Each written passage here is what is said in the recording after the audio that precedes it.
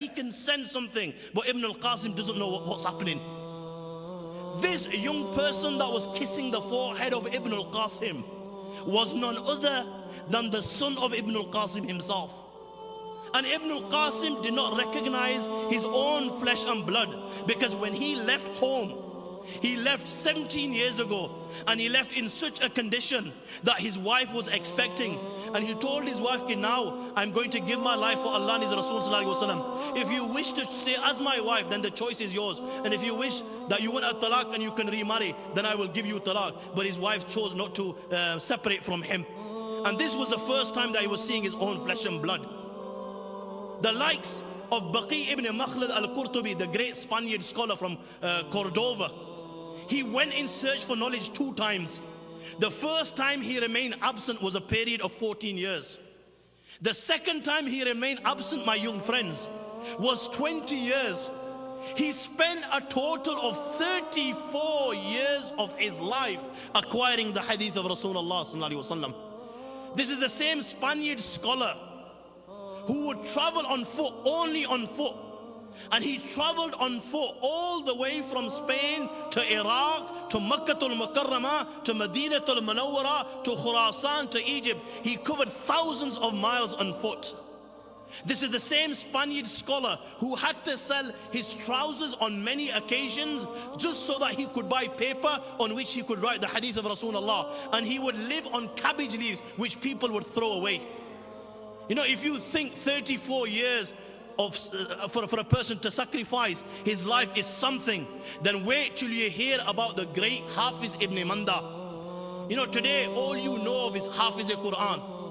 You know, in those days everybody was more or less Hafiz al-Quran.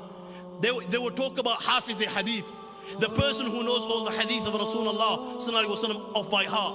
And Hafiz ibn Manda was one such person. My friends, when he left home, he was your age, balki younger than many of you here. He was 20 years of age when he left home, and he left his mother and his family. You know how old he was when he returned? He was 65 years of age when he returned. 45 years he spent acquiring the hadith of Rasulullah sallallahu alaihi wasallam. The great Shafi'i, the Imam, for 16 years of his life he sustained himself on dates, and he would only eat as much as he needed to survive. And the great Shafi'i was very poor. He didn't have money for paper, so he would write on leather.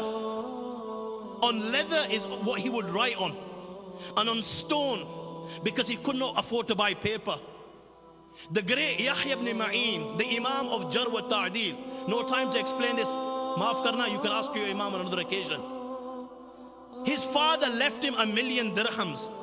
You know, 1,000,000 dirhams in those times was a substantial amount. You know, if your father were to leave you a few millions in this day and age, you'd probably be burning tires on Nugget Avenue with your latest automobile. And here, his father has left him 1,000,000 dirhams.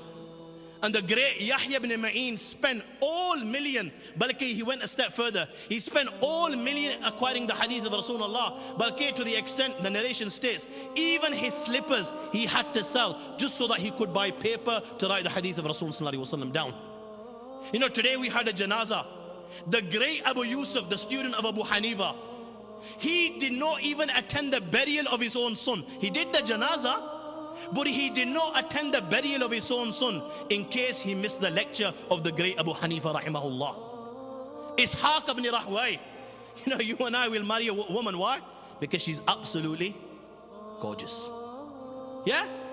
You and I would marry because she's absolutely gorgeous. And you had Ishaq ibn Rahway marrying a woman. You know why? Because she had the books of Imam al-Shafi'i. Just so that he could benefit from the books of Shafi'i, he sent a proposal and he married her.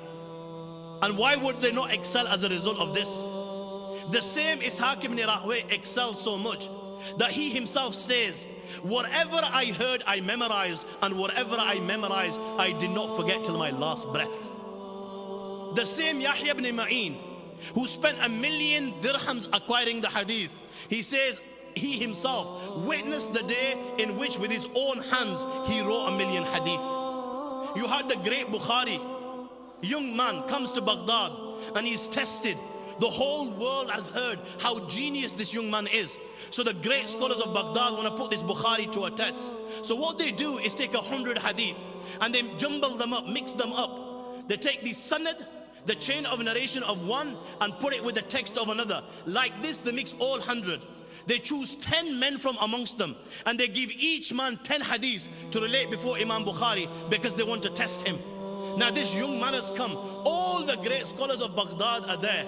And these 10 men come one at a time and they relate this hadith before him. My friends, this young Bukhari has only heard these hadiths once recited before him. He relates all 100 as they were related to him with the mistakes, and thereafter he rectifies them one by one. He would say to them, okay, this is what you said, but no, the hadith isn't like this, it's like this. And he did this with all 100 of them. They excelled.